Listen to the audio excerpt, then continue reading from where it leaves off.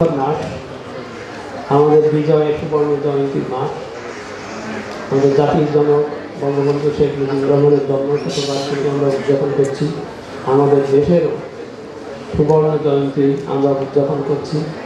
আমরা আজকের এই দিনে এই অনুষ্ঠানের মাধ্যমে জাতির জনক বঙ্গবন্ধু শেখ মুজিবুর রহমান এবং তার পরিবারের যারা 1975 সালে নিহত হয়েছিলেন তাদের সকলের প্রতি, সকলের আত্মার প্রতি শ্রদ্ধা জ্ঞাপন করছি। এবং আমরা জাতি হিসেবে বিজয় দিবসে গত 16 ডিসেম্বর মাননীয় প্রধানমন্ত্রী যে শপথ বাক্য পাঠ করিয়েছেন, আমরা সেটার প্রতি একত্রতা করে আমরা নিজেদেরকে উদ্দীপ্ত হওয়ার, প্রয়াসী হওয়ার, প্রত্যাশী হওয়ার ঘোষণা করছি। এবং তারই একটা অংশ হিসেবে আমাদের আজকের এই অনুষ্ঠান। এবং এখানে প্রথমেই বলে রাখি যে কুমিল্লা আমাদের আহসানিয়া মিশনের প্রতিষ্ঠাতা খান বাহাদুর আহসানুল্লাহ অত্যন্ত গুরুত্বপূর্ণ একটা স্থান ছিল, অবস্থান ছিল। এখান থেকেই তিনি যে আধ্যাত্মিক শিক্ষার, আধ্যাত্মিকতার বায়াত গ্রহণের যে প্রথম প্রেরণাটা, সেটা এখানকারই ডাকবাংলোতেই তার প্রথম সাক্ষাৎ ঘটেছিল এবং এখানে তিনি সেটা গ্রহণ করেছিলেন। এবং এই কুমিল্লাতেই তার আশেপাশে কখনো এটাকে তিরিটুদার অংশ বলা হতো এবং এর পাশে যে ব্রাহ্মণবাড়িয়া আছে বা সব কিছু মিলে পুরো এলাকাটার উপরে তার বিশেষভাবে অবদান ছিল, অবস্থান ছিল। তিনি মোট 17 বছর চট্টগ্রাম বিভাগের ডিভিশনাল ইন্সপেক্টরে তাদের ভূমিকাটা বড় ছিল, আর অন্যরা ছিলেন শিক্ষাক্ষেত্রে। তো তিনি 17 বছর চিটাগং ডিভিশনের শিক্ষা ইন্সপেক্টর ছিলেন বলেই এবং ব্রিটিশ সরকারের কাছে তার যথেষ্ট স্বীকৃতি, সম্মান এবং মর্যাদা ছিল। এ কারণে তিনি প্রতি বছর এই কুমিল্লার চিটাগং ডিভিশনের জন্য ডবল বরাদ্দ পেতেন। এটা কিন্তু একটা ব্যতিক্রমকারী ঘটনা এবং সে কারণেই তিনি এই চট্টগ্রাম বিভাগের মধ্যে কুমিল্লাকে আমরা যদি লক্ষ্য করি, একটা তথ্য দিয়ে আমি শুরু করি। সেটা হচ্ছে যে পুরো তার যে 1907 সাল থেকে 1924 সাল পর্যন্ত যে অবস্থানকাল, সেই সময়ে তিনি এই চট্টগ্রাম ডিভিশনে যতগুলো স্কুল, কলেজ বা মাদ্রাসা প্রতিষ্ঠা করেছিলেন, সরাসরি সহায়তা করেছিলেন, তার সেই 19টার মধ্যে 11টি ছিল কুমিল্লা। এটা কিন্তু একটা খুব গুরুত্বপূর্ণ জিনিস। এবং আমরা পরবর্তীকালে যেটা লক্ষ্য করি যে এই কুমিল্লা শিক্ষার ক্ষেত্রে সব কিছুর ক্ষেত্রে কিন্তু অগ্রগামী। সরকারের স্ট্যাটিস্টিক্সে তখনকার সময় দেখা গেছে যে অন্যান্য জেলা বা অন্যান্য বিভাগ তার থেকে কুমিল্লা এবং পার্শ্ববর্তী অঞ্চলগুলো কিন্তু শিক্ষা দীক্ষায় অনেক উন্নত ছিল। দিনাজপুরের এক স্কুলের হেডমাস্টার বলেছিলেন একবার যে উপরে আল্লাহ, নিচে কুমিল্লা। অর্থাৎ বিষয়টা এরকম যে সেখানকার যত অফিসার যারা ছিল তাদের সবারই বাড়ি ছিল কুমিল্লা। এইটা এই অংশ আমরা এখানে আহসানিয়া মিশনের যে কার্যক্রম আমাদের পরিচালক বললেন, আমরা জেনে আনন্দিত যে গত কয়েক বছর যাবত এখানে স্বাস্থ্য খাতে যথেষ্ট কাজ চলছে। আমাদের লক্ষ্য আছে যে আমরা এখানে আহসানিয়া মিশনের শাখা খুলব।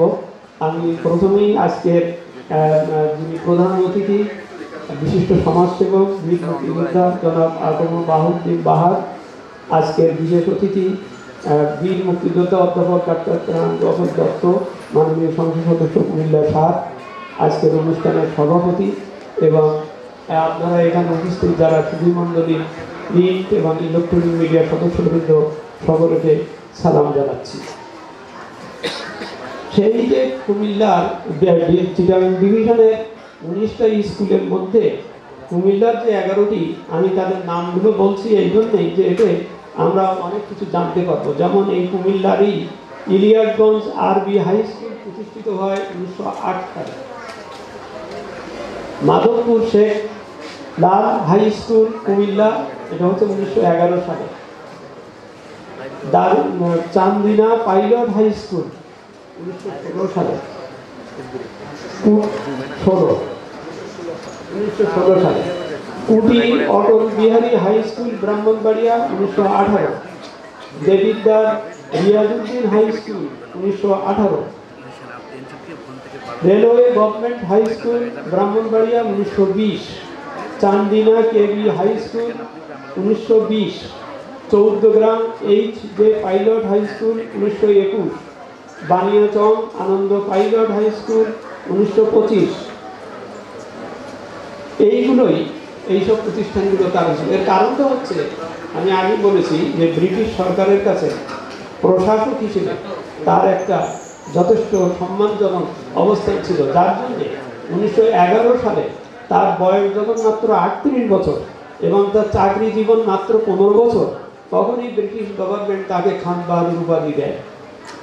এটা কিন্তু একটা গুরুত্বপূর্ণ ঘটনা।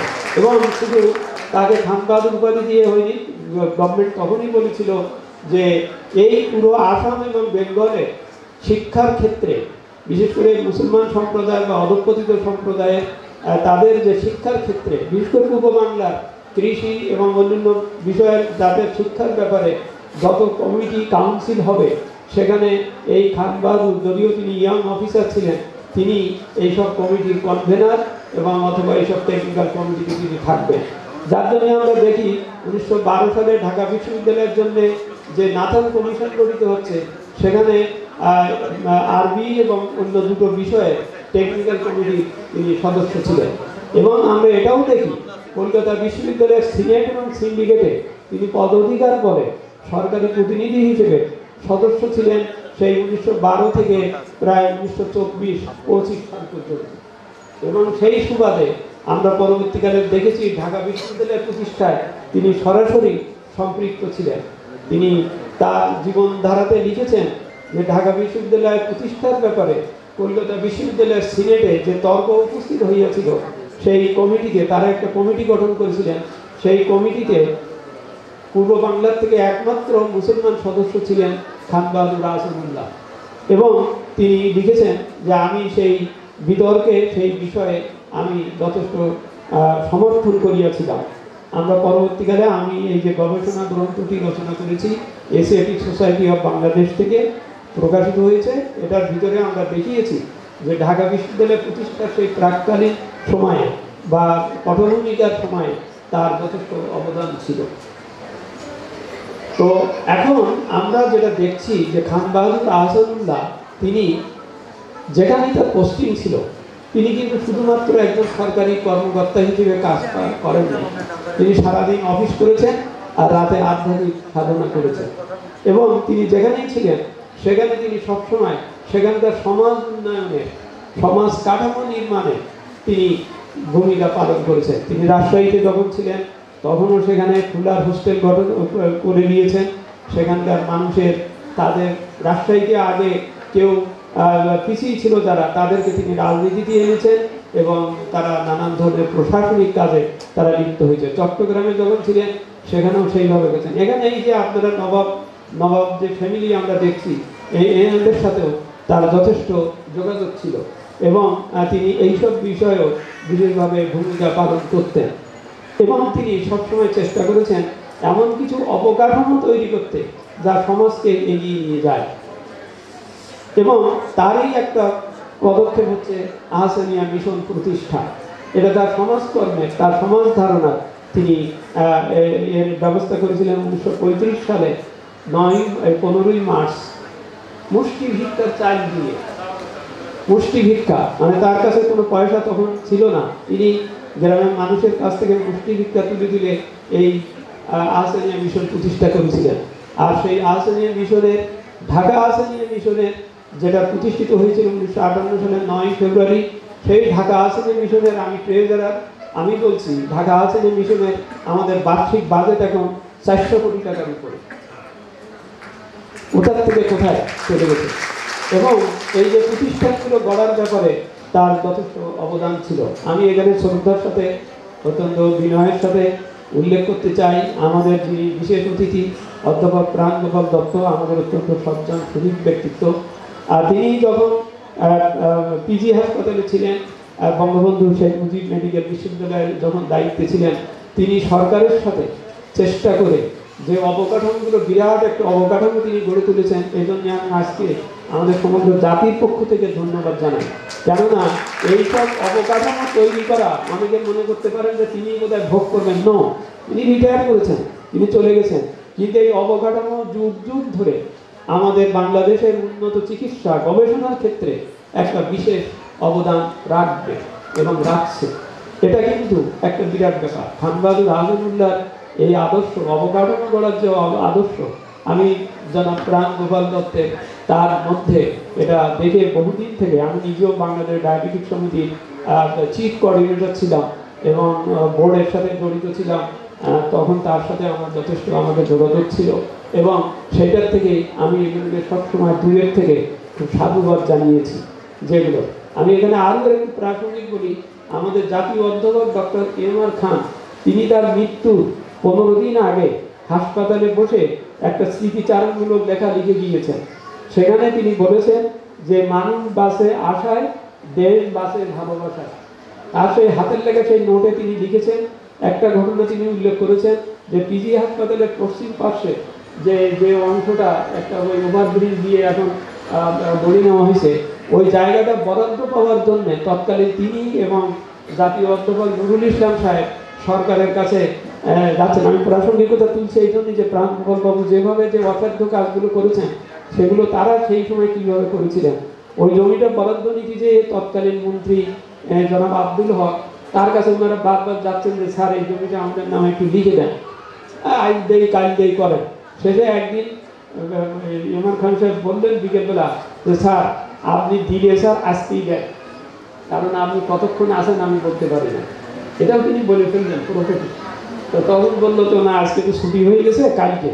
বললো আমরা সেইটা শুনি নাই, আমরা আমাদের পিএসকে তার কাছে তার অফিসে টাইপ রাইটার দিয়ে আমরা পিএকে পাঠিয়ে দিলাম এবং টাইপ করে ওই রাত্রে ওই মন্ত্রী সই দিয়ে আজকে কিন্তু পিজি হাসপাতালের যে পশ্চিম পাশের যে অংশটা সেটা কিন্তু সরকারের কাছ থেকে বরাদ্দ পাওয়া গিয়েছিল। বলা বাহুল্য, পরের দিন সকালে পেপারে দেখা গেল ওই মন্ত্রীর মন্ত্রিত্ব নাই। অর্থাৎ ওই রাত্রে যদি তিনি ওইটা না দিতেন তাহলে এই জায়গা হয়তো কেটে আরো বেরিয়ে হতো।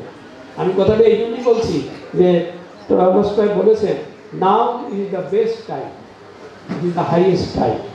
সকলকেই তার বর্তমান সময়কে যথেষ্ট সদ্ব্যবহার করবার চেষ্টা করা উচিত।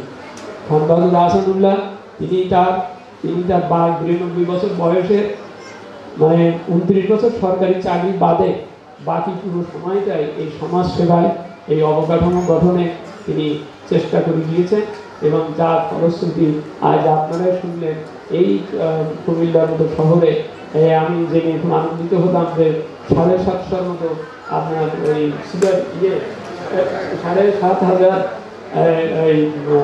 নর্মাল ডেলিভারি হয়েছে এবং মাত্র মানে 2 অর্ধেকের মতো হচ্ছে সিজারিয়ান। এই যে সরাসরি মানুষের কাছে আসা, মানুষের প্রয়োজনের মুহূর্তে কাজ করবার এই যে অবকাঠামোগুলো, প্রতিষ্ঠানগুলো তিনি গড়ে দিয়ে গেছেন। সুতরাং এটা তার সমাজসেবার অংশে। আমি শিক্ষার অংশে একটু সামান্য বলে শেষ করি। শিক্ষার ক্ষেত্রে তার অবদান অনস্বীকার্য এবং একটা বিরাট গুরুত্বপূর্ণ। আমি আগেই বলেছি তিনি চট্টগ্রাম বিভাগে 17 বছর ছিলেন এবং তখন সরকার তারই নেতৃত্বে চট্টগ্রাম বিভাগের স্কুল কলেজগুলো উন্নয়নের জন্যে বা পুনর্গঠনের জন্যে একটা বিশেষ কমিটি গঠন করেছিলেন, কিন্তু সেটার মেম্বার সেক্রেটারি ছিলেন এবং তারই সুপারিশে কিন্তু আজকের আমি যেসব স্কুলগুলোর নাম বললাম এগুলো কিন্তু প্রতিষ্ঠিত হয় তখনই।